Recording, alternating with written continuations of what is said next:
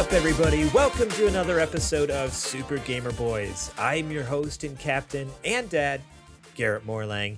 And here in the virtual studio with me is I don't know, I should have this memorized by now, right? I've been saying it long enough. The king of video games and resident superstar, Adrian Holmes. What's up, Adrian? I'm doing pretty good. I myself, if you don't remember, listener, a couple of weeks ago, Garrett had contracted the Foxdie virus and was fighting off death with his bare hands. And I, as of, let's say, Thursday night, maybe Friday morning, also started to engage in the fight with death and this flesh and nervous system destroying virus. But you know what? I'm going to be all right. Nanomachines. They're going to help out. Nanomachines. I've had 3 sets of nanomachines injected into me, so we should be okay. Oh, you should be fine then. You're good. Man, yeah, being sick sucks. It's like the worst. It's not ideal. Man, I don't know why. I was just thinking back to your title there. I think what I just want to go back to it real quick. I think what I always get hung up on is the fact that you added the resident superstar. That always throws me off. I always remember the king of video games. I know you're the king of video games, but it's that you're the supposed like Mario Party superstar champion or something like that. Even though that game is maybe rigged or maybe not, we don't know. It's hard to know. I mean, say what you want. We have the results on the board, but I'm willing to give you the opportunity if you want. We can just shorten it back down to the original and just keep it king of video games. That way we can get it in and out, be more efficient. I feel like Resident Superstar just kind of, it's like, when you make a presentation and you do a report and you have to do a bullet point section and then you have the bullet point and then you have the dash underneath. I see. Right. The Resident Superstar would just be under king of video games. So you could just do that and be done with it. Yeah. Well, I'll think about it, or I'll just start actually preparing for the show, and I'll just during the week actually read the notes once in a while. Like memorize my lines. I've done this the intro and the outro of the show about 142 times, and to be honest, I still have to read it every single episode. It probably shocks a lot of you listeners. You're like, you've done it 142 times and you still haven't figured it out. Yeah, I'm sorry. I'm an idiot. You're giving away how the sausage is made. Yeah, I just read it all off a piece of paper. I don't do anything. But I write it. I do write it. So, well, except for the articles. I don't write any articles. Man.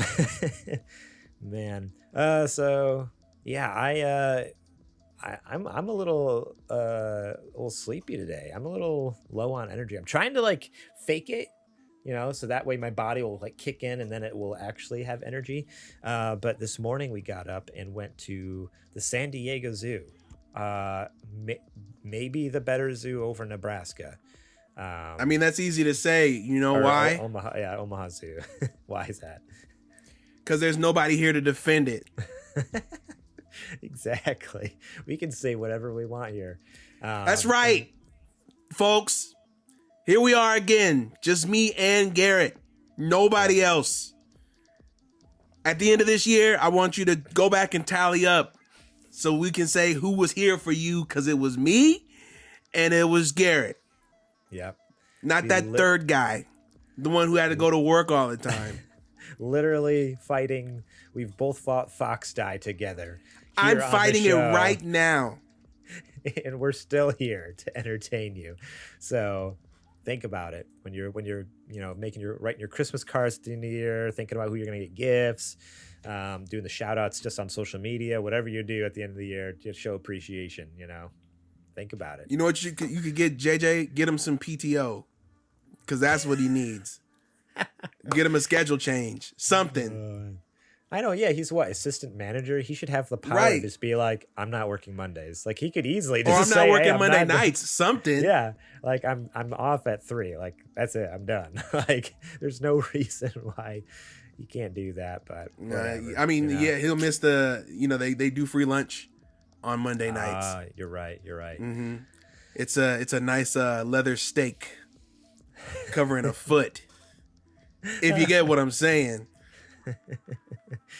Oh man. All right. Enough trash talk about JJ. Yeah, he is not here once again, but that's fine. The show must go on. So today, we're talking about Microsoft's intentions with Activision Blizzard games going on in the future.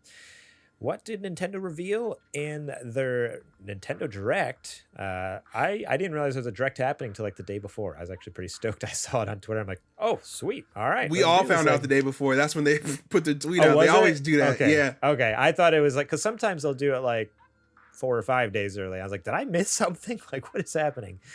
And what will Elden Rings difficulty be like? But first, let's give a quick shout out to our Patreon producers, Quote Joma and Bleep Bloop, and also our Super Gamer sponsors. We have Julie Bates and Mama Mare. Thank you all so much for supporting us over there. We really appreciate it. If you want to be awesome like them, help support our show, help get us to our goal.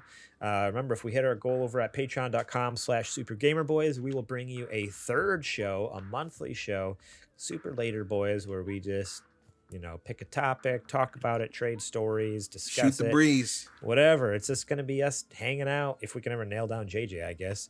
Oh, yeah, huh? I didn't even think about that. He might mess up our Patreon bag. He might mess up the whole thing. If you guys pay us more, we could do this full time, and then he won't quit. So there's that. But yeah, you get episodes early and ad free, such as this show, and also our Super Gamer Book Club hosted by Adrian. That is also another monthly show that you can get 2 months early if you support us on Patreon, as well as access to season 1 that was hosted by Zetch back in the day. The most recent episode that's available on Patreon is the Metroid Dread episode featuring the ghost of Zetch Keenan, Patrick Ellers from the Nintendo Cartridge Society, and Connor McCabe from Call Me By Your Game. I should know that because I actually just recorded with him the other night. Ooh. And my episode's coming out this Wednesday. I am so excited. I can't wait to hear that one. Oh man. I'm gonna be honest. I probably sound like a rambling idiot. I sound like a rambling idiot. But you know what? Don't say that. Go listen to his show. A couple weeks ago, he had Iffy Nwade on there. Is that how you pronounce Dude, that? I texted him. I was freaking out when I found out that he knew him. I was like, yo, how do you know Iffy? Like, how do you know I've looked up to him in this space forever. And you just casually had him on like, oh, yeah, he's a homie of mine. I couldn't believe it. No big deal. I was like, I brought up on the show. I'm like, dude, you literally had like a celebrity a couple weeks ago. And then you bring me in. Like, people, your listeners are going to be so disappointed. Like, are you sure are you vetting these people? I was on there. You were on there. What are you thinking? Connor, you're going to lose listeners. They're going to expect a certain bar of quality. And then they're going to get me. I appreciate the compliment that you bbelieve that we are in the same echelon as people like that, but good sir. Man. Yeah, but I listened to that episode. Yeah, Monster Hunter. Oh shoot, it's some like obscure Monster Hunter title on PSP. I think it was Freedom Unite. Yeah, Freedom Unite. That's what it was.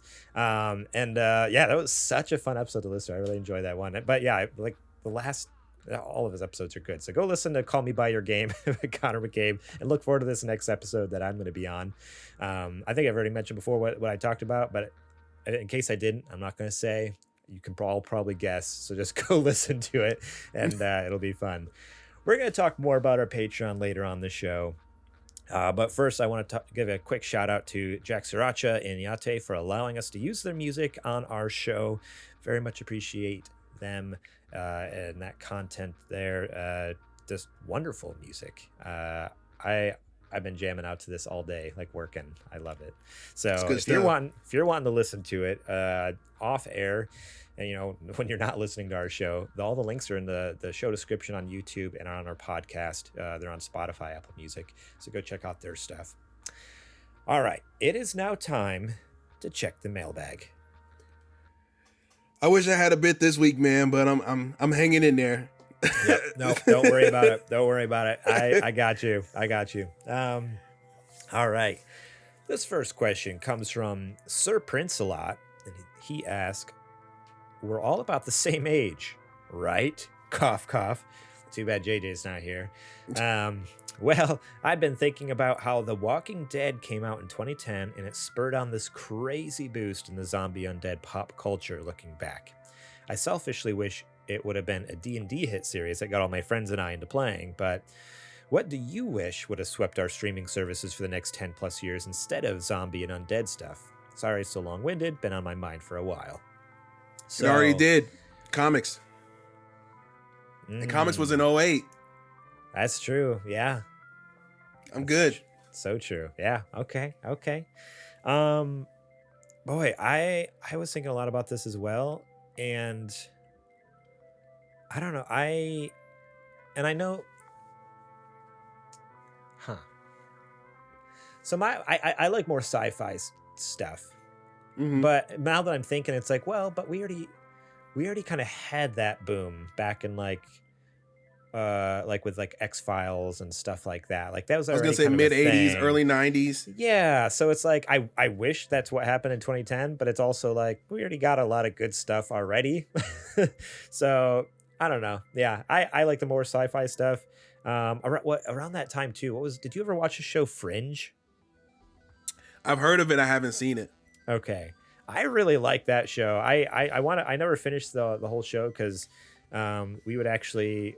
I think we used to borrow the DVD sets from like the library or something, and that's how we watched like the whole series because we missed out. A lot of people sleep on the library, man. You can get a good deal of stuff that you would pay a good chunk of change for, right? For free. Right? So good. But yeah, that's definitely even a series I would love to go back to. But I think they even started around the same time too. But of course, like it didn't really catch on. It was never super huge. I think I would have wanted that. Kind of like a renaissance of like the sci-fi, kind of like paranormal. What do you even call that? Like, because it's. Yeah, it's like a CSI, but with paranormal, with sci-fi, aliens and stuff. What's funny is in the Discord, El Chizo in the Discord answered, and he said aliens. Like he that's what he wanted to, and I'm like, oh, that's spot on. I was thinking the same thing. Like I love that type of stuff. But a D&D show, Derek Sanchez, I would have also enjoyed that too, because I mean, you all know how much I love D&D. I didn't like it at that point, actually. I never had even played it before, but I'm sure if it would have hit then, I would have been all in. I'd be even more of a nerd now. I would have been even more of a nerd now. Was D&D ever not hitting, right? Like, because it's been around since the 70s. But it's not in pop culture. I wouldn't say it's like as big in pop culture. And even then I think really not until the last year or two, it's not really been part of like quote unquote pop culture with Critical Role getting so big. Like Critical Role literally has a show on Amazon Prime now, like Vox Machina, which I hear is actually pretty good. Exactly, yeah. So it's like if they literally were able to get Amazon to pay to do an animated show of a D&D campaign that they did as a podcast, which is insane. Like, okay, I think we finally made it. So like, yeah, you're right. It's always been big, but not in pop culture until like I'd say the last like year or two. Again, especially with like Critical Role, with Dimension 20, which is College Humor's D&D stuff they do. I'd say Stranger Things helped out. Stranger Things, just exposing people like, oh, that looks cool, But totally. All right, cool, man. One day I know I've said this for like years, but we need to do like a D&D campaign with like JJ and dude, like, get you. I bought dice on the off chance that somebody was going to want to play one day. Well, and I have yet to find, I don't know, a group. So I don't know the first thing about it, but it always seemed interesting. But I have the little my dice are so cool too. They're like red and blue, and the numbers are gold on it. That's sick. Okay. Well, maybe we'll have to. Maybe that'll be another Patreon goal, or maybe that's just something we do. Screw Patreon. Maybe we just do it because it's fun. So we might need to look closer into that. Okay. I've never DM'd before, but I've been talking to my buddy who DMs for us, and I asked him. I was like, could I do a little one shot? Could I like practice? Because I've always wanted to DM a game, but I just don't have the confidence at all. So maybe I'll practice on my friends, and then after a couple sessions, bring it back around, and we can do Super Gamer Boys one, or just have my buddy DM it. You'd probably kill it. I'm game either way. Yeah. Okay. All right. Sounds good. This next question comes from Quote Joma, and he asks, what would you use in place of milk on your dry cereal? This question comes courtesy of my mom. So he couldn't even come up with a question himself. He had to ask his own mother. If you were out of milk, completely out of milk in your home, what would you turn to replace it in your cereal? Whipped cream, I guess. Okay. That's not the worst thing ever. It's still a dairy substance, and yeah. So I mean, if I had some yogurt, I'd use that. Yeah. Like, I feel like that'd actually be pretty good, depending on the cereal. Now, can you crunch the cereal up and put it in the yogurt? Well, as if it were a granola substitute. And that's what I would do. Like, I think that's what you'd have to do is, like, instead of putting granola on your yogurt, you'd put this whatever cereal you're eating. But trying to think of like something like more exciting though. Orange juice would be pretty bad, huh? Oh my god. Unless I can't think of it. What? Funny story. I'm usually pretty on top of just things in general. I'm very like intentional about things I do. I don't. If you're about to tell me that you put orange juice in some cereal, this podcast is over for tonight. Is that what you're about to say? It wasn't in cereal. It was not in cereal. But the other morning, I was totally out of it, zoned out for whatever reason, and I have a little oatmeal, Quaker Oats, like oatmeal packets for breakfast. Oh, that's even worse. And I had my bowl sitting there, and I boiled the water. I had the tea kettle on the counter, the electric kettle. It popped, and then instead of picking it up, I literally like heard it click, and I just reached, like not paying attention, grabbed the orange juice, shook it, and pour. I didn't put a ton in there, just a little bit, like a couple, like glug glug. And I'm like, what am I doing? Like all of a sudden I snapped too. Like, what have I done? I hope Trudy made you eat it too. I hope she was like, nope, you're not wasting it.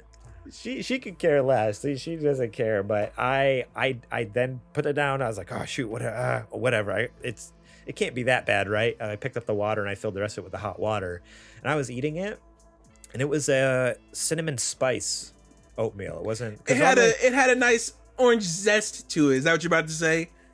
Honestly, Garrett, it reminded me. Hear me out. No, I don't want to. I don't want. You're not selling me on orange juice and oatmeal. You're not doing it. Hear me out. Just a little splash of orange juice in your oatmeal.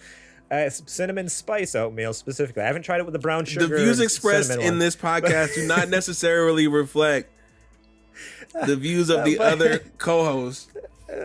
But it reminded me of, I couldn't quite put my finger on it, but it was reminiscent of two things to me. I was like, okay, this is kind of like I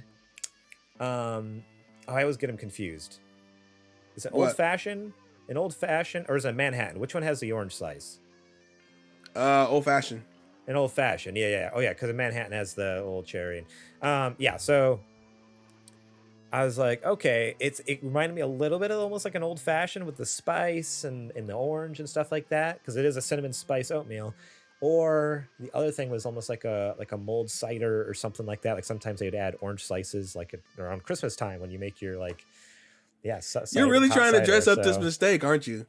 You're really trying to sell this. Like let's just say this is not peanut butter and chocolate that you're trying to sell me on right now. Okay, I just want you to know that. You could just say I made a mistake, and I tried to jazz it up, and it came out edible. Let's just say I was pleasantly surprised. That's all. I wouldn't ever do it again. I wouldn't do it ever again. But don't try to pass it off as the new thing.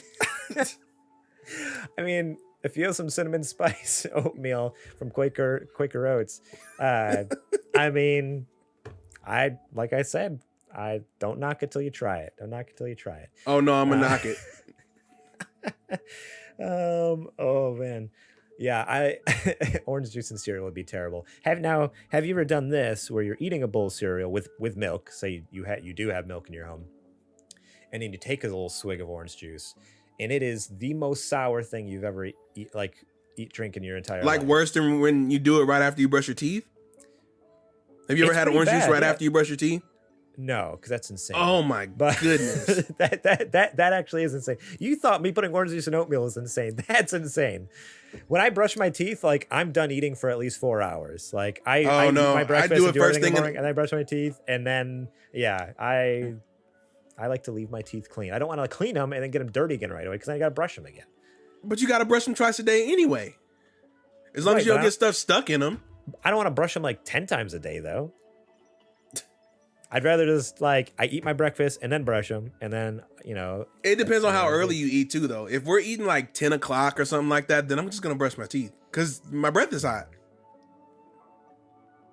Yeah, that's just me.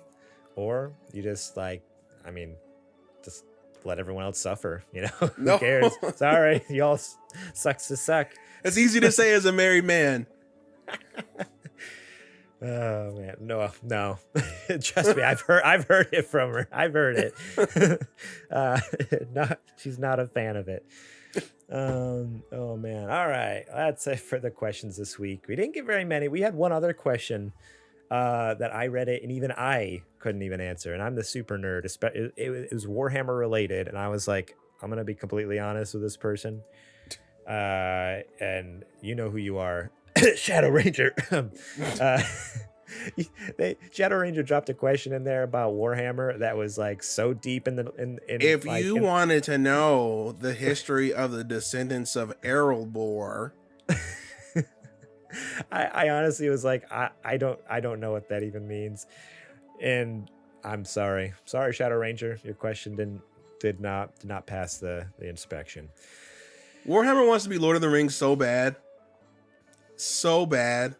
That you can't even compare them though.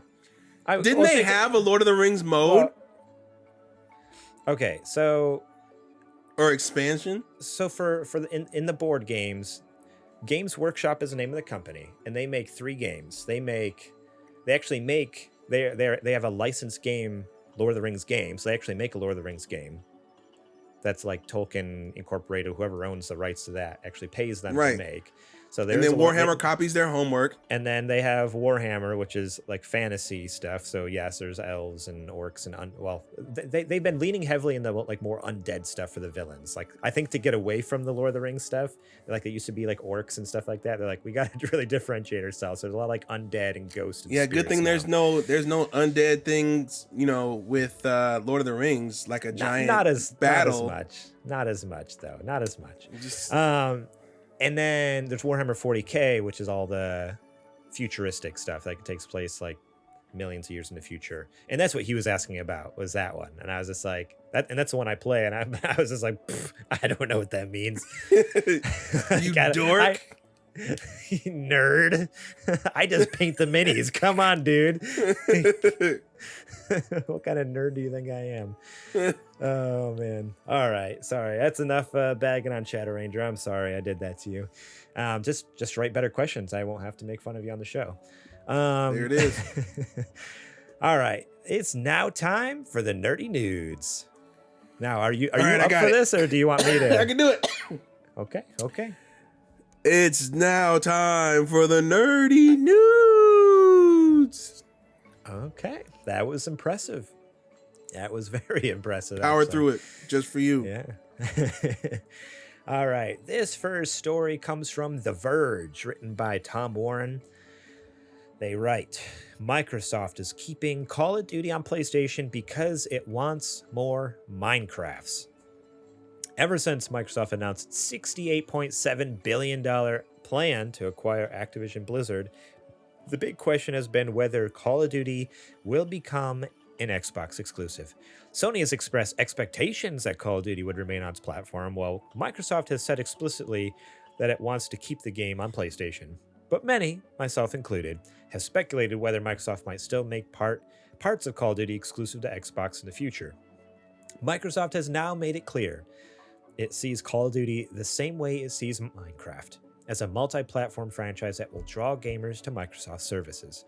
And it's not just Call of Duty. Microsoft wants to bring more Activision Blizzard games to more platforms, including Nintendo Switch.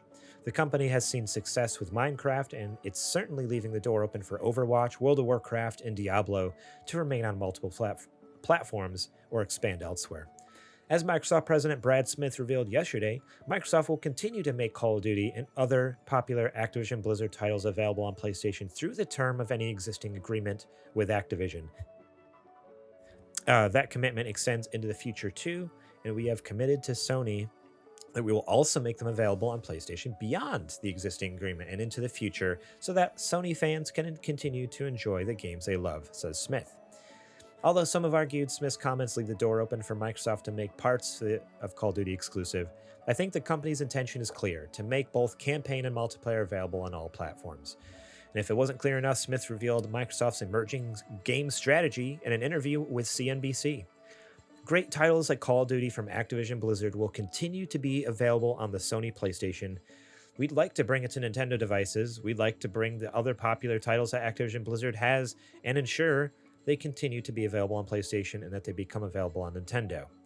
He then compares Microsoft's Minecraft acquisition, which was Satya Nadella's first big deal as CEO, to the upcoming Activision Blizzard deal. That acquisition, I think, is a clear indicator of what we hope to do if we acquire Activision Blizzard, says Smith. Invest even more innovation, bring it to more people, bring it to more platforms, and make it even more useful and hopefully delightful for the people who use it.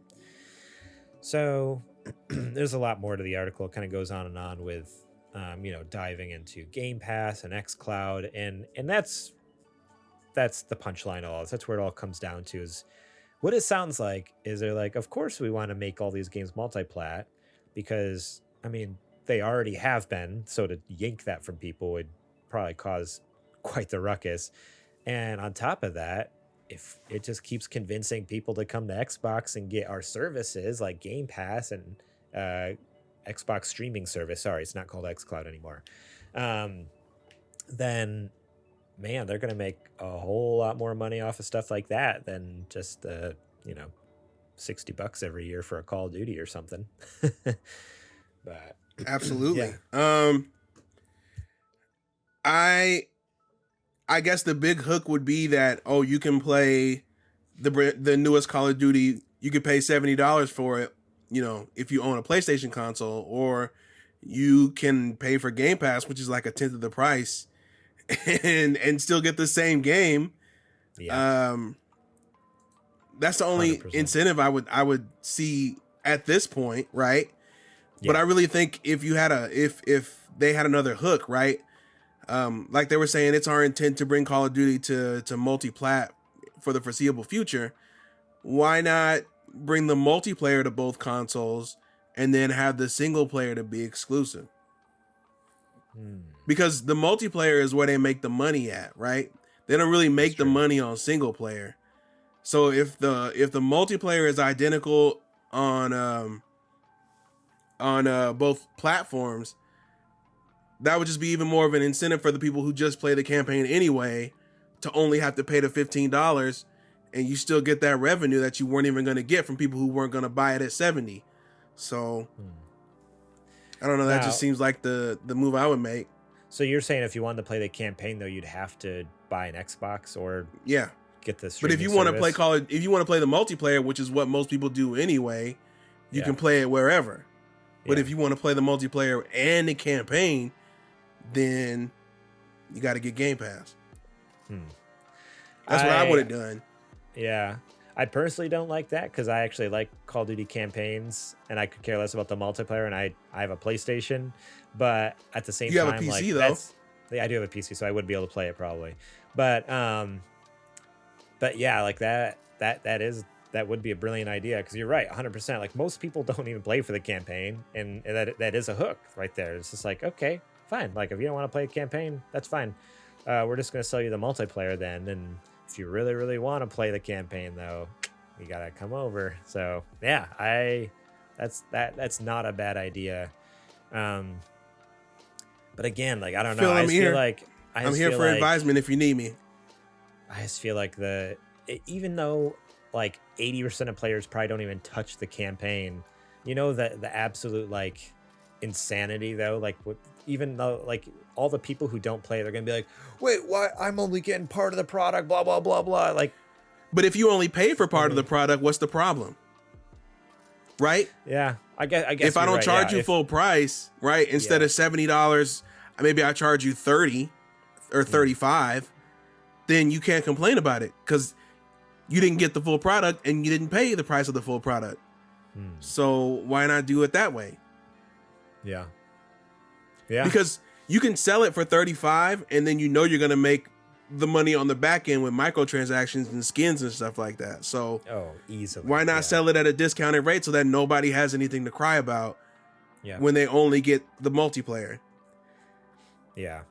I didn't see it in this article, but I was reading in another one that apparently the next Call of Duty is going to be a sequel to that you know how they did the soft reboot for Modern Warfare? So it's going to be a sequel to, I think it was at like, what was that, 2019 or something? So it's going to be a sequel to the 2019 Modern Warfare. And so it's going to be Modern Warfare 2 too. Modern Warfare, you know, twice again. Right.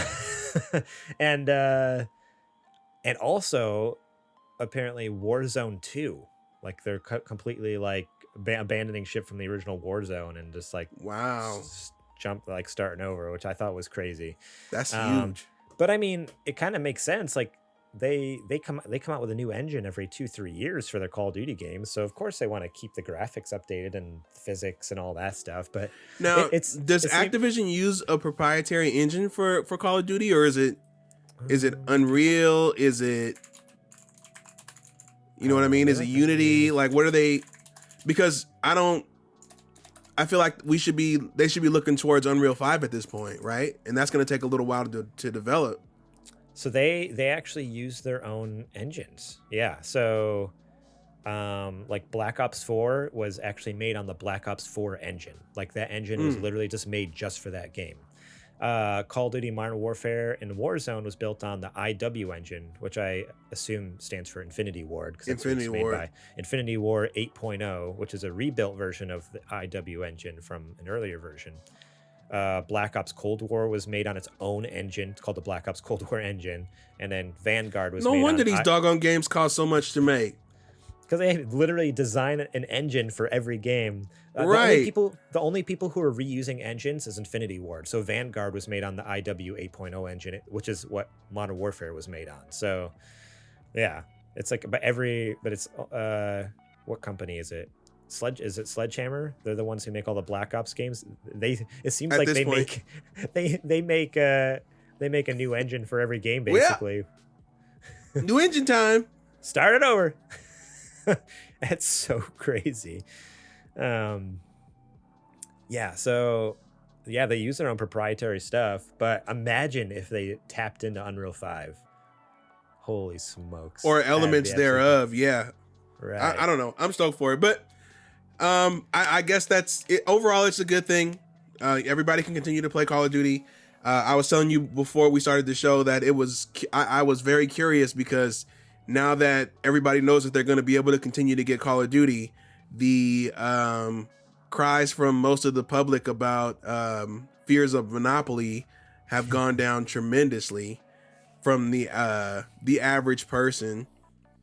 So it sounds to me that everybody was really worried that they weren't going to be able to play Call of Duty anymore. They didn't really care that Xbox had it or that somebody else had it. It wasn't the person that they wanted to have it. Right. Yeah. So that's what it seems like. Yeah. As soon as this news kind of came out, everyone's like, yeah, they all of a sudden hush hush about the whole like, wait, this is wrong. This is bad for the games industry. I mean, and not to say they've all gone away, but it's definitely a little quieter on Twitter. It's just like all of a sudden like you go look at some of the responses to that and people are just like, oh, okay, cool. Right. Like I can keep playing my Call of Duty. It's like, oh, all right. I see what time it is. Yeah, so good news for all you Call of Duty gamers. You'll continue to get those on your PlayStations, and who knows, maybe on your Nintendo Switch in the future. That's what I'm most interested in, because Call of Duty in the past on Nintendo consoles, I'm thinking of the Wii with World at War. Not great. So they need to make one that is like made for Switch. For Switch, yeah. But you know what I mean? Not a port of one, like made for the hardware. Yeah. Make a separate campaign for the hardware. Make a separate multiplayer for the hardware. I don't see why they wouldn't, because it's a potential 100 million plus market now for it. So the base is there. Just do it. That would make the most sense, just so it worked smoothly and wasn't. But it always feels like so gimmicky though. Like you get like Call of Duty, World Under Siege instead of like World at War. It's like some like weird. And that's why I'm saying. Well, that's why I'm saying make your own thing, because if you only have one system to develop and optimize for, then you should be able to squeeze all the juice that you can out of the Switch and make it look awesome and play awesome. Yeah. So or like what was it? Was it PSP or Vita? It might have been like where they had like Call of Duty Black Ops Classified or whatever. It's just like, God, garbage. Like what is this? Like just make up a new game or something. I don't know.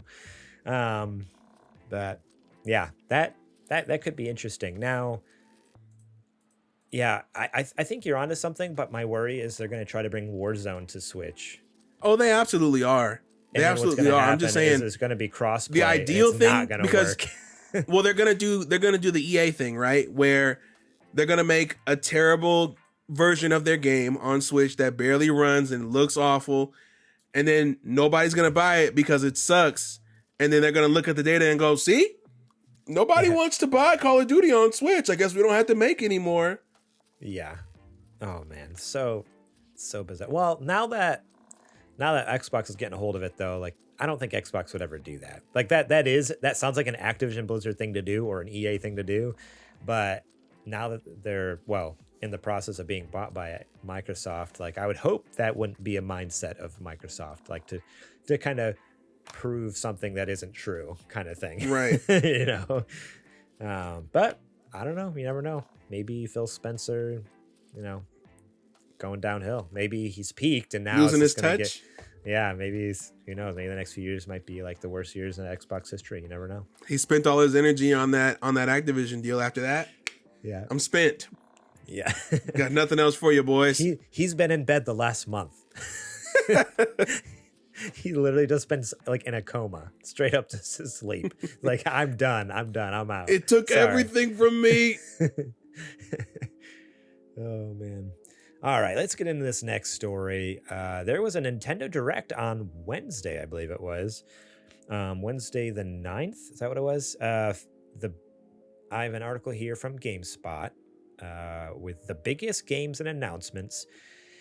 And the article isn't so important as I think we're each going to share 2 or 3 things that we were most excited about from this Direct. So, Adrian, if you have something you want to share from there, go right ahead.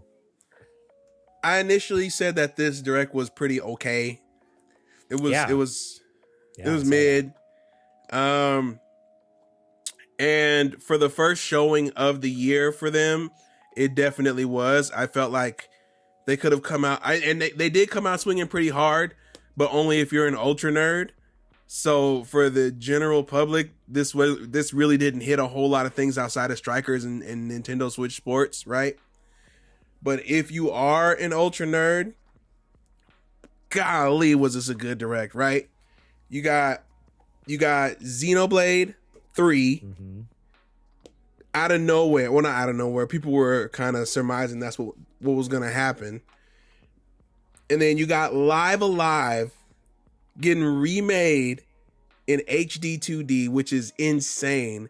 I was streaming that game back when I used to stream often, and I was like, man, I wish I play like a hacked ROM where they put a translation in there of it on my Super Nintendo Classic. I tried everything I could to try to play that game because it never came out here. But not only is it now coming out here, but it's coming out in the style of Octopath Traveler. I can't wait for it. I need it now. And now, then what? I have a quick question. Is this really the first time we've heard of Xenoblade Chronicles? No. I said three, I mean. Xenoblade Chronicles 3. Okay. That's why it was such a big deal online, because everybody was like, oh, I mean, I saw people's heads literally like explode, minds blown, because they did not see Xenoblade 3 coming. Like, there have been rumors of, oh, we should see it sometime this year, but nobody saw it coming this early. And then for it to say an actual date, which means it's pretty much close to done already. So that was the big rub about it. Okay, because I if someone put a gun to my head and was like, Garrett, have we heard of Xenoblade Chronicles 3 before? I would have said, yeah, it's been at every single Direct. Like, that trailer I watched, I could have swore I've seen that trailer 100 times at every single Nintendo Direct. And Spoken like a true outsider. I watch, like, even looking at the screenshot right here from the trailer, I'm like, I've seen that before. I've seen that from the Xenoblade trailer. I've seen it from the Xenoblade 2 trailer. Garrett, I've seen it from the Xenoblade games in the 3 same trailer. series often have similar art styles. Yes, that does happen. No. It's not even the same. It's the same. Like, I don't know what it is. Is it a mountain? Is it a flying creature? Like, I don't know. Whatever this picture is, I feel like I've seen that 100 times. And then on top of that, I just like, someone put a gun to my head. I was like, Garrett, yes or no? Have we heard about this game? Like, yeah, we've heard about it 100 times. Stop showing it to me. And then boom, dead. I'm the end of Garrett. Garrett, I didn't know you were a seriesist. I didn't know you thought all games looked the same. Apparently I am. I'm sorry. I'm so sorry. But Xenoblade is one of those series where, yes, they do all look the same. Like, exactly the same. That is the same picture. And you can't convince me otherwise. You want to go? I know both of ours. One of both of ours was Mario Strikers. My brother flipped out. Okay, hey, hang on. I just did a quick Google of Xenoblade Chronicles 2. It's the same picture. Are you kidding me? It's not the same. They just changed the number from a 2 to a 3. Are you kidding me right now? It's not the same. You're about to get ate up in the Discord. It's the same picture from the first one too. All right. Oh my gosh. Okay. You guys, I literally just Googled 1, 2, and 3, and it's all the same picture. I don't know what you guys. It's the same title because it's the same series. What are you talking about? But it's the background picture. I'll post them in the Discord. They're all the same. It's all the same. Okay. Teaser picture, whatever, box art. Anyways, yes, I'm excited about Mario Strikers. I'm not gonna lie. I only played like a little bit of this when I was younger, and I remember like absolutely, it was like something like my cousins had, and I would like played as whenever I could. And so now that I'm like, heck yeah, it's coming to Switch, and that trailer looked absolutely insane with like the crazy abilities, way more in depth. So yeah, so intense. What is it called? Mario Strikers Battle League. 5 versus 5, high emphasis on offense with tackles, items, special shots to make things quite a bit more frenetic than standard soccer. You'll also be able to put gear on the characters to adjust stats like speed and pass accuracy, and the hyper strike ability can make a big difference in the match, which I loved. I hope it actually happens like this in the actual game. I hope it wasn't just a stylistic choice for the trailer, but when they did the hyper strike and it goes like the hand drawn like anime like looking thing, I was like, yes, that's so awesome. So I'm stoked for this game. But yeah, what now, has there been multiple Mario Striker games, or has there just been this would be 3. So the first one was Super Mario Strikers on GameCube, and then there was Mario Strikers Supercharged on Wii, and now it's this one. Okay. Yeah, I played Super on GameCube. But okay, I see that. Yeah, Charged and then Battle League. But I'm so excited because it's been forever. Did you know that in the PAL version is called Mario Smash Football? What? Are you kidding me? What the heck? I don't. You gotta do better than that, Europe. I don't know if old Dan James is still listening to the show. He used to be one of our, but come on, dude. Mario Smash Football. What a goofy name. Just call it soccer. Dan, go talk to your people, man. Go tell them to rename this before it's too late. I don't think they printed the box art yet. Oh yeah, here it is for the Battle League. Mario Strikers Battle League Football is what it's going to be called. It's not football. That's not so bad. Yeah, it's not as bad as Super Mario Strikers being called just Mario Smash Football. It's like, that'd be so confusing. I want to play Smash. Which one? What do you mean? The one with the football in it. The football? What? Not Smash Brothers? No. Oh, man. Yeah, so I'm excited for that because, yeah, my history is a long time ago and very limited, and it was a game I adored, so I'm excited to jump back into that. Do you have anything else to add that stood out to you from the trailer? What did I say? I said Xenoblade Live Alive. Advance Wars, of course, but that goes without saying. We already know that's coming. That finally has a hard date in April, I believe. So that can't come quick enough. I think that was pretty much it of the major stuff outside of you didn't talk about the yeah, so for me, I literally lost my mind. So in the Discord, I'm like, hey, I'm just gonna stream this. I didn't stream it to Twitch, but I'm like, hey, I'm gonna stream the thing to Discord, and you can join in, we can talk about it. No one joined me, it's fine. I just sat here all alone for 45 minutes watching the direct. But if someone was in there, I lost my mind when this came up. Nintendo Switch Sports, the sequel to Wii Sports. I like jumped out of my chair. I'm like, no way, no, you gotta be kidding me. I was just like freaking out because Wii Sports is seriously one of my it's a classic favorite. Like, it's up there on like my favorite Nintendo games, like of any Nintendo console. Like, it's probably in a top 5, honestly. Like, the amount of hours, the hundreds of hours I put in that game. And so when they announced Nintendo Switch Sports, which has volleyball, badminton, bowling, soccer, it looks like fencing, but it had a different name. I don't remember what it's called. And then tennis. So you're going to get 6 games at the start. And then they said golf is coming later this year, which I was like, when I saw there wasn't golf, I'm like, okay, this is awesome. But golf, that was like so good. We already got a good golf game this past year. We did. Remember the one you got beat in? Okay, well, yes, I do remember. There was a good golf game, but but this game, I don't know. It's just a nostalgia. That's all it is. It's just like, oh, give me some. Let me get out there as a me, and swing my club around. Yeah, I was so excited. It's coming out April 29th, and the free update. It's going to be free update this fall with golf. So I'm like, heck yes, thank you so much. And they're adding like online multiplayer and everything, so you can play with your friends, like do some bowling, do some whatever, golf, badminton. I'm stoked. So that was the other thing I was excited about. The last thing here, very mixed kind of reactions to this. Some people are like so over it. I am on the other side where I'm excited. I'm stoked. Mario Kart 8 Deluxe is getting 4 years after it came out or whatever. Almost an entire new game's worth of tracks. Yeah, booster course pack. It is getting 48 new tracks, literally doubling the amount of tracks that you currently have in Mario Kart. 6 new waves, 8 courses each, and so they're going to slowly release them over the next 2 years. So by the end of 2023, there'll be 48 tracks in general. The big kicker with this, so it's going to be $25 DLC, or if you have the Nintendo Switch expansion pass, it's free. It's included in that.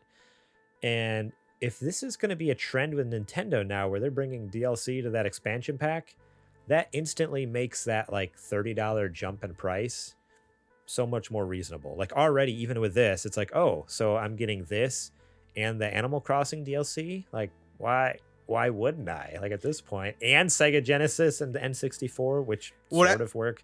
That's what turned my opinion of it around. Is this seems like it's not about the new games that they're adding on there. It's more about trying to sell you basically a pass to get DLC at a reduced price, right? As long as you continue to renew every year, you continue to get access to that DLC. And I'm fine with that because we were talking about this a little bit before too. For the amount of people on my family plan, that if we were to have to get the Animal Crossing DLC and the Mario Kart DLC, it would have cost my house almost $200. So yeah, so we could do that and pay for that. That way we all have it, or we can all put like $20 up, and then we get access to all the DLC moving forward. It's a kind of a no-brainer at this point. So I'm mainly doing it to get access to the DLC that I was gonna buy anyway, and the N64 games and the Sega Genesis games are just cherry on the cake. Yeah, it's all just icing on top, the cherry on top. It's all the extras. So sweet. So yeah, and I really hope this continues with Nintendo. Like, this is a trend they keep doing. Like, if they keep bringing DLC, like, oh, also if you have expansion, you get this DLC. Like, heck yeah, keep it going. Keep it going. Like, I haven't swapped over to the expansion pass yet. Like, I was telling Adrian before, I was having a hard time figuring it out, but like, I'm gonna switch over, and I'm excited to see what's to come now. Like, initially I was kind of like, it's a little steep, but boy. I thought it was awful. And then as soon as they did this and put this on the pass, I was like, okay, now I understand what you're going for. I don't know why you didn't incentivize that or say that when you initially brought the pass out, and it would have made much more sense. Mm-hmm. But here we are, and now I get it. So yeah, I feel bad for people who paid for the pass, back when it first came out, and literally have had nothing but broken N64 games. Y'all got shafted. Y'all got shafted. Oh man. So yeah, I think that's about it for me from the Direct. There was some other cool stuff. The only other thing, and I only want to bring this up just to jab at Adrian a little bit. They're bringing No Man's Sky, the literally infinite procedurally generated game, to the Nintendo Switch. But the day after the Direct aired, they had to launch Kingdom Hearts as a cloud game. Have you been on Twitter lately and seen people's video recordings of them playing that game? Where it's skipping so bad that they'll go to attack a character and then it'll come back and they're dead. That's so bad. Great job, Square. So that's exactly what we wanted. They can literally bring No Man's Sky. Like I said, it's an infinite game. It has no bounds.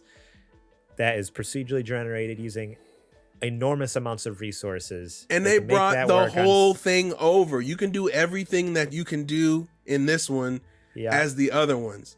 But Kingdom Hearts, too big, too hard. Too big. PS2 games, PS3 games, too hard. Too big. Can't do it. Nope.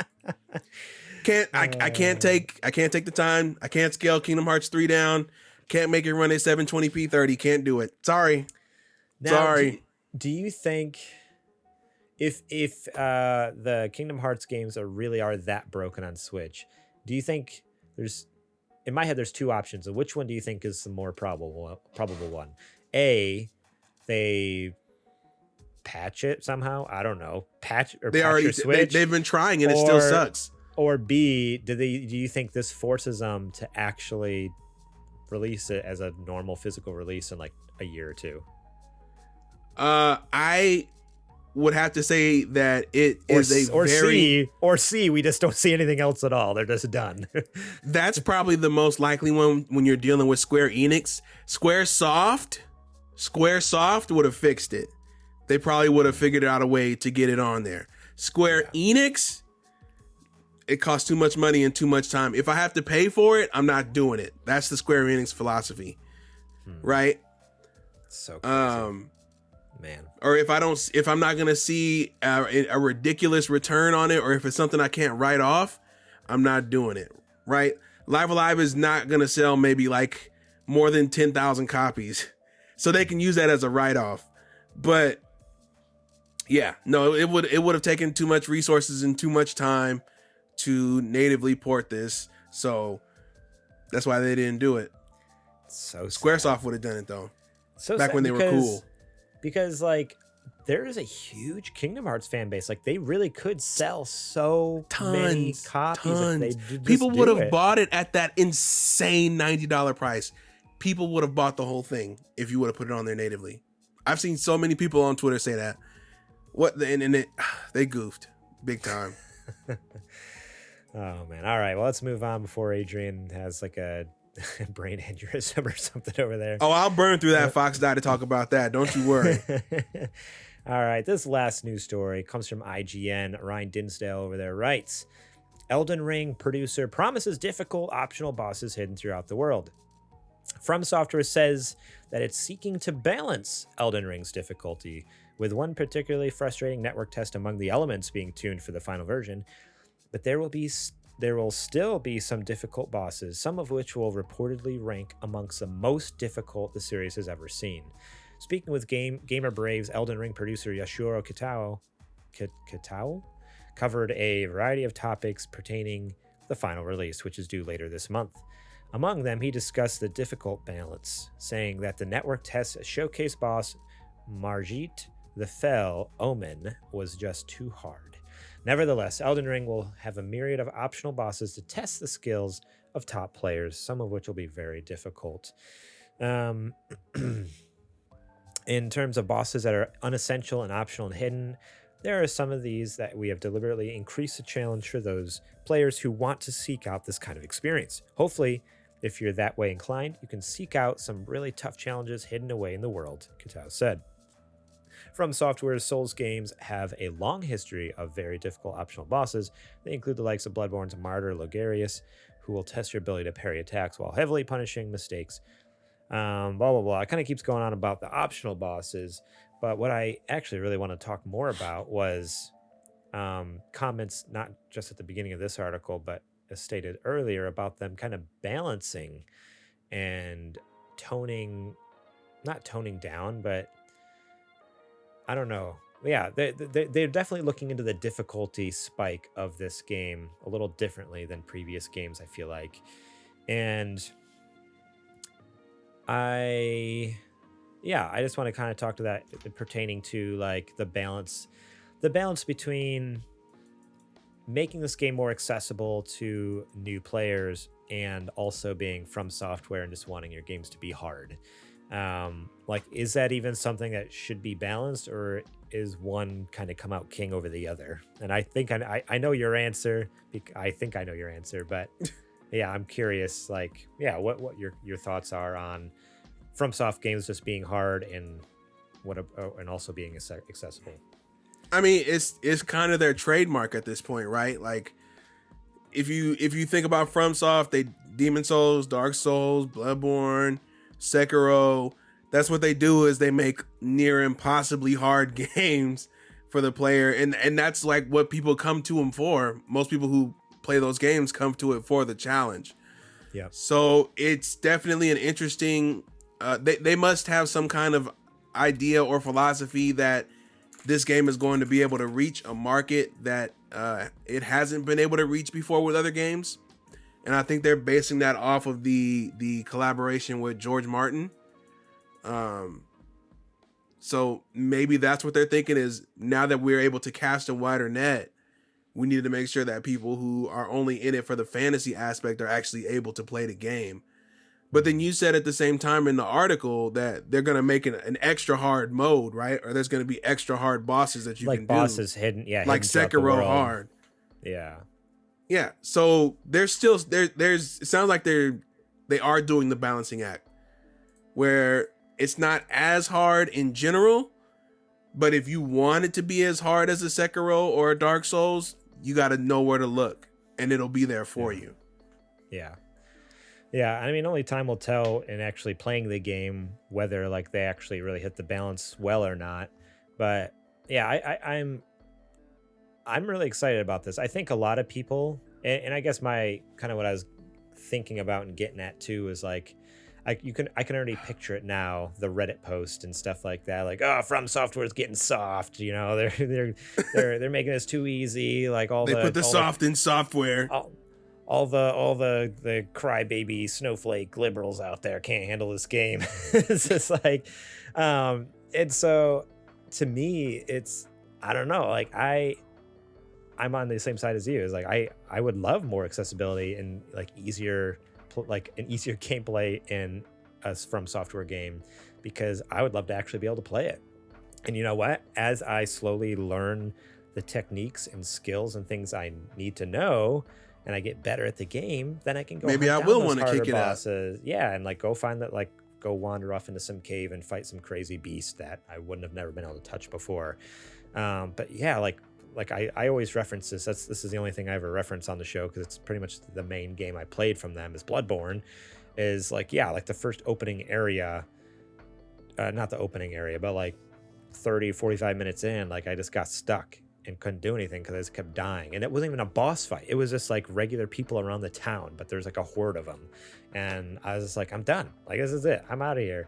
And so honestly, reading this article and reading some of the other articles that have come out about the Elden Ring, I'm like, oh, okay. Like, I don't think I'm going to pre-order this game by any means, but I am feeling like, oh, if this goes on sale, like I might actually pick this up. Usually From Software games I just avoid, except for Sekiro, because I don't know, for some reason. You're a masochist? You're a secret masochist? So here's the deal with that one. I think I did not realize it was a From Software game initially when it came out. Somehow I missed it, and so I picked it up, and then it wasn't until afterwards I'm like, oh, this Oops. is. And I think it's because it's because of, you know, the theme of it. You know, it's not. It doesn't look like Dark Souls. It doesn't look like Bloodborne. It doesn't look like Elden Ring. Like it's a. Is it like more? I always get it confused. It's like a ninja game, right? Not samurai. It's more like a ninja, because it's Japan, right? Mm-hmm. I'm trying to remember. Yeah. So, yeah. So it's like the Japanese like kind of style, and so in my head I just didn't even connect the two. I'm like, oh, these are not the same at all. Little did I know. But yeah, I don't know. I'm excited about this. I know there's gonna be a lot of haters on the internet. I'm sure Twitter and Reddit and everything's gonna be full of people like, From Software, bunch of losers caving in. But I, for one, am excited about this, because just from the they'll all say that as they buy the game. So as they all click purchase on, yeah, right. I watched Andy Cortez over from Kind of Funny play a big chunk of it. And I was like, this looks fun. This looks cool. The creatures look crazy. So yeah, if it's actually approachable, I'm in. Sweet. But what about you? Are you interested at all, or no? Does it like not look that Oh, yeah. fun to you? I don't know if I'm going to do it day one, but I definitely do want to play this game. We had a discussion in the Discord about games that were pretty hard, and I brought up the fact that I 100% completed Cuphead, which took every ounce of sanity that I had at that point in time. So I'm not one to, you know, shy away from the eventual challenge every blue moon. So this might be the one that I decide to throw my hat back in the ring of almost throwing my controller. So we'll see how it goes. But I definitely do want to play it at some point. Yeah, it looks too so cool not to play. So freaking cool. Another one that looks cool. Again, I watched Kind of Funny crew play it. I wasn't interested at first. It was Sifu. Yeah, that looks pretty sick too. But I hear that's ultra hard as well. I initially saw your tweet, which is kind of like, what is Sifu doing differently than what was the game? Katana Zero. Katana Zero. And I was like, oh yeah, good point. Like I watched some trailers. I'm like, it's literally just Katana Zero, right? Just it's instead of rewinding, it's just, you know, but you just keep coming back to life. But then once I'm still right for the most part, but you are. It's a pretty close comparison. But then after watching them play it, like watching Nick play it for a while, and that's the other thing. I was like, if Nick can play it, and I was like, I think I can play this game. Like Nick's not a great gamer. Don't be fooled. I've heard that game is tough. Yeah. But I was like, I think I could play this. It looks really cool. The whole gameplay. So for those of you who don't know Sifu, the idea is like every time you die, you age. And so as you get older, you get stronger, but you have less, like your life bar drops. So it's almost, you're almost like you slowly become like a glass cannon, essentially.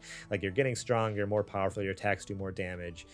And then if you outright die, like you only get so many retries, I think. Once you hit like, if you get above 80 years old or something like that, then like you're dead and you start away back at the beginning. There's certain upgrades you can do. It's like a roguelike kind of thing where you can get certain upgrades that carry over from session to session, but for the most part it's like you start back from scratch. So I don't know, I like that. Sounds kind of cool, like martial arts. There's one scene they did, one level, and I'm like, this is straight up just looks like something from the Matrix or John Wick or something like that. It was so cool. So you should scoop it up. I want to hear what you think. It was I think it's on sale right now on PSN, so maybe I will. We'll see. I've been thinking about it all weekend, but maybe I'll pull the trigger. All right. That is it for the news stories this week. I have on the show, I forgot to confirm with you before the show, so we're doing it live. Do you have a Super Indie Boys or no? I have a game. Okay. Like I was saying, I haven't really been doing too much these past few days, just kind of lazing around. But I have been playing, and I've talked about it before, but I just want to go a little bit more in depth. I've been playing Unpacking. I don't know if you have heard of that one before. It's where you are, how should I say, in the role of a young woman, and you unpack her room at different stages of her life. So, for example, you unpack her room. The first one would be like as a child when she's moving into a new home with her family. And then you do one where she's getting ready to head off to college. And then one where she moves in with her significant other, so on and so forth. And it's a really, how should I say, like almost meditative experience when you are able to look at all the things that are being unpacked and see the changes in, you know, her perspectives and her maturity and personality. You know, the books change from what they were at one point to different kinds of books. She's an artist, so you see more and more sketchbooks comes in over time. There's a teacup that she's had, you know, since she was a child, and it follows through, you know, a couple of levels, and then you see at some point that there's a chip in it, you know, which must have happened throughout the years. So it's different stuff that you can infer about this person, about her experiences, solely through unpacking her, basically her life, and just seeing what has happened to her over time. And it's definitely a concept that I have not come across before. I think it's really well done. The music is the soundtrack is a banger. I don't know who did it, but sir or ma'am or a person, you did a great job on that soundtrack. But yeah, it's really nice to just kind of, it's almost like a pseudo puzzle game too, because you have to figure out where to put stuff, you have to move stuff, combine it, stack up books or dishes and stuff like that.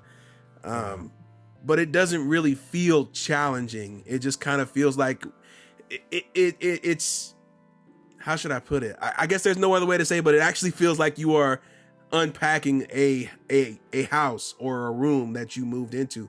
I caught myself sometimes, a couple of times, where I was like, oh, if I move these two glasses over here, I can stuff this roll over here, and I can put this in here, and then I could put these two dishes over there. Oh, you know what? That actually doesn't look very good. Maybe I'll take them off the shelf and put them over here. You know what I mean? Because you get so into it that it's like you think you're designing your own space, or you're decorating your own space. Right. But yeah, that one is really, really well done. I think it's on sale on Switch right now. But it's everywhere. It's on PC, Xbox, eShop. I think it's on PlayStation Store too. Okay. But I think it's only like maybe $16-17. It's definitely worth it just for a meditative experience. And you can play it over and over again because you can always rearrange stuff in different ways. So yeah. Huh. That's cool. One more time, what was the name of that one? Unpacking. Cool. Yeah, I'll have to check that out. I have heard of it and seen it a couple times in some different places, but I think Eddie Normcore Eddie in our Yeah. Discord had played it. Yeah. That's right. I haven't finished it, but I agree. think he did. So That's awesome. Cool. Thanks for that recommendation there. Mhm. And yeah, I also wanted to let you know I did sign up for that playtester to be a playtester for a season. So we'll see if it happens. It's like a full the only game that application might break process. me. The only one. So Horizon, absolutely not. Gran Turismo, absolutely not. God of War, no way. If this game turns out to be phenomenal, it might get me. It might get me. Well, that would be pretty all right with me. But yeah, so the season, who's that developed by? It's Scavenger Studio. They're making, it's called Season. Welcome to the Journey of Season. It's coming out on PC and PS5. And yeah, I signed up to be a playtester for that. So we'll see. Like I said, it's like a pretty intense It's application. gorgeous. Like it's not just like, okay, what's your email and we'll contact you. It's like, when can you do it? What kind of games do you like? How do you describe yourself as a gamer? Like, how much time do you play games? Like, it was a very intense survey. You should be like, man. well, in one period last year, I was playing them 24 hours a day. Yeah, depends on just how I'm feeling about my job, I guess. No, just kidding. Oh man. All right, cool. Well, that is it for the first bit of show here. Now we're gonna get into our Patreon ad.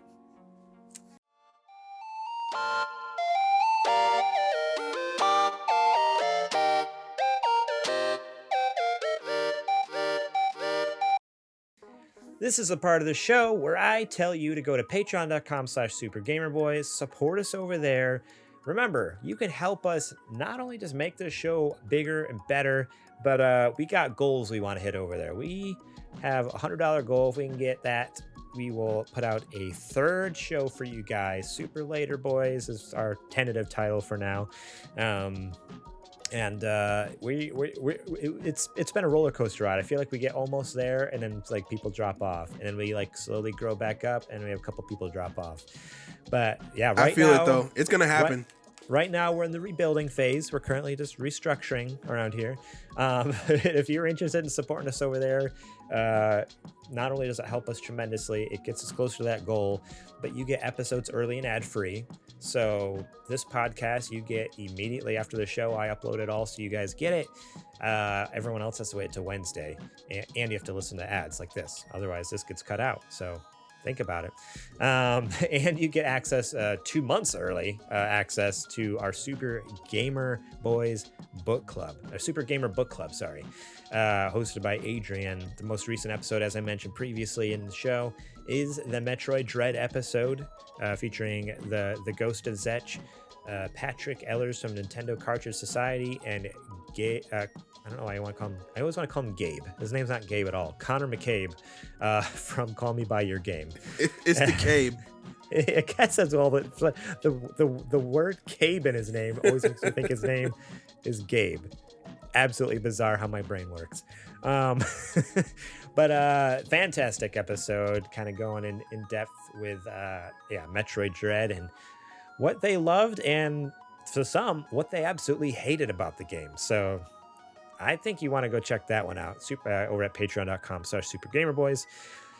You also get show notes early. You can be our Patreon producer, pitch us different segments. There's all sorts of fun, cool stuff on Patreon that you can find over there. Last little quick thing. If you're watching us here on Twitch, and if you're not, go over to twitch.tv/thesupergamerboys. Follow our channel there. It's free to follow.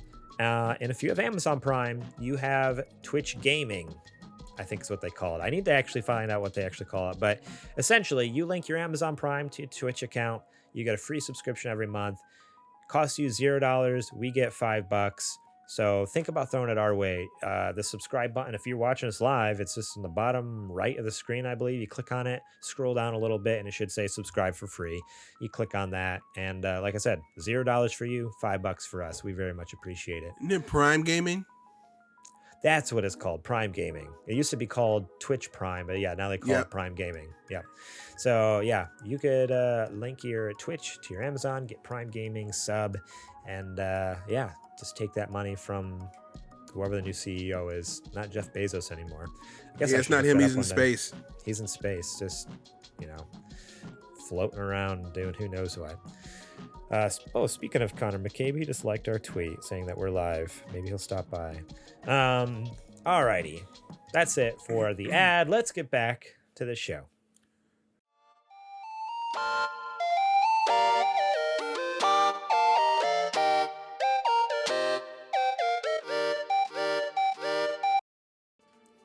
All right, Adrian. It's time to hear what you're playing. Oh boy. Like I was saying earlier, I've been playing a good little bit of Unpacking. I've been loving that. But I've actually started an RPG that over the years I have heard nothing but good things about. But it and I have never had the time to cross paths, and that is Grandia. I don't know if you ever heard of Grandia. But the original game was on the PlayStation and the sequel is on the Dreamcast. I recognize this cover. I've never played it, but looking at the cover, I've seen that a million times. Yes. Mm-hmm. Yeah, I've heard nothing but good things about it, and I decided, you know what? I finally have some time because I'm at home recuperating from Fox Die. And I started it the other day, and I am friggin' blown away, dude. The production quality on this, like it's cutscenes are pretty much fully voice acted. There's a score, 3D models of the maps. It's on the Sega Saturn and PlayStation, original PlayStation. Mm-hmm. That's crazy.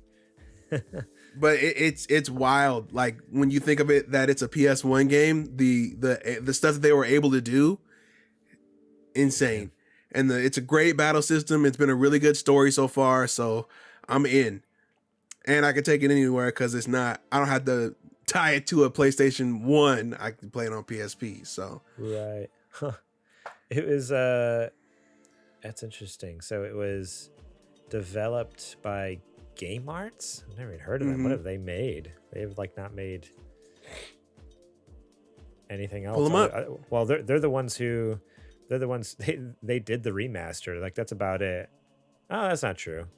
They've done some other stuff. Really random stuff throughout the years. Nothing I've ever heard of. It's keeping them afloat, so it must be good. Yeah, it must be mostly international, Japanese stuff, though. I feel like they did Teenage Mutant Ninja Turtles Smash Up on the Wii and PlayStation 2. Huh. It seems like they work with Ubisoft. I feel like some of their, a lot of their stuff is published by Ubisoft. Interesting. Okay. Whatever keeps the lights on. Yeah, right. Yeah, as soon as I look at that cover, I'm like, I recognize that. I feel like I've seen it at Blockbuster and stuff like that growing up, but never played it.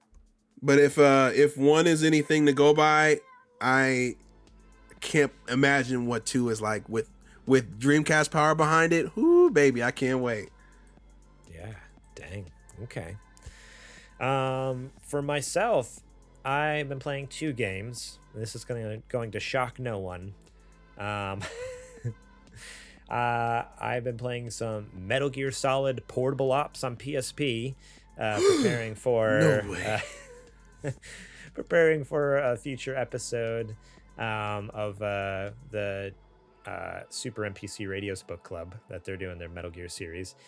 And let me tell you, I got to my first boss fight. And I think last time I talked about this game, I was complaining about the controls. I couldn't figure out the controls. I finally figured it out, and I'm an idiot.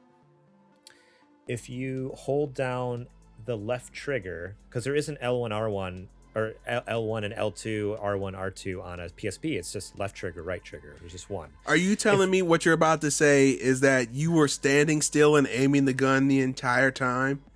And you didn't know that L would let you run with it? Well, yes, partially yes, that. I like when I shoot, I'd only shoot in first person mode, but also when you don't have your gun equipped, if you hold down the L button, when you walk, the camera actually follows you. Because that was my problem, is I'd run on a corner and I couldn't see my character because the camera just kept looking straight.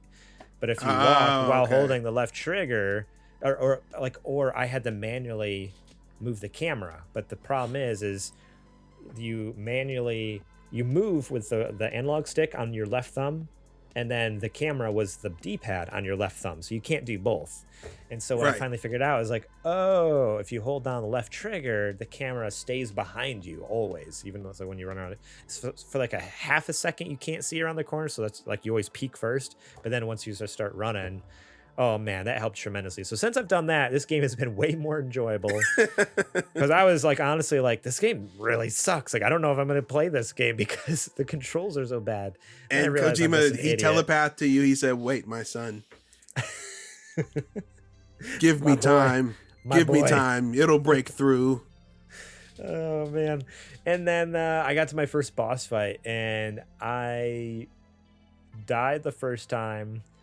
And it was one of those things I was telling you before, like immediately, like it clicked in my head, like, oh, this is what I got to do to kind of figure it out. And I nailed him the second time. But the bosses in this game, I mean, again, this is only the first one I've come up against, but I was like, this very much like typical Metal Gear Kojima fashion, like way over the top, way crazy. And I'm absolutely loving it. Yeah, it's a fun game. It has its issues, has its quirks. And I'm excited to talk more about that on the Super NPC Radio's book club. But yeah, right now I'm like, okay, I'm just really enjoying and soaking up a new Metal Gear story I've never heard before. It's been really interesting, especially Big Boss, because I've told this story to you guys before that Metal Gear Solid 3 I didn't play until I was in college because my parents wouldn't let me play it because on the box that's right, because it was rated M. Rated M wasn't the issue. It was the fact that it had like sexual elements or nudity or whatever. And they're like, not going to touch that. Like we would literally rent it, bring it back from Blockbuster. They'd see that, and then we'd drive all the way back to Blockbuster, and they would be like, we're returning this, and you're giving me my money back, or at least letting us swap it. And they'd be like, okay, whatever, whatever, I don't care. Yeah, we don't care. And so I don't really have much affinity or like connection to Big Boss at all. Like a lot of my love and connection in Metal Gear is Solid Snake, and it's 1, it's 2, it's 4, and I mean that's pretty much it for me. Like I've played 3, but it's like I said, like I've only played it through like once in my life. I don't have that connection. I'm interested to hear your opinion when you get finished with Peace Walker. Yeah, I'm excited to get into Peace Walker, but even just playing Portable Ops, because Portable Ops takes place before Peace Walker, and it's like, before Peace Walker, but it's right after 3. Yeah, it's like right after 3. And like, I love starting it off. I feel like this isn't a spoiler because it's also like a 15-year-old game, and it's in the first like 10 minutes. But you meet Roy Campbell, and I'm instantly like, what? Yeah. Like Campbell from 1. Like I know him. Like he's like you're working with Campbell the entire game. Like that's so, at least so far, like that I've been playing. And oh man, so it's like there's characters and elements and things happening that are kind of connecting certain dots, which is cool, and also introducing me and connecting me more to the Big Boss character that I in the past could care less about. So it's neat, it's interesting, at least from the story perspective. As far as gameplay, boy, I have things to talk about. And the second game was Death Stranding Director's Cut on PS5. I jumped. Was it everything you dreamed of? Oh, it absolutely. I didn't get very far, but I did. I told myself that by the end of this year, I'm going to get the platinum trophy.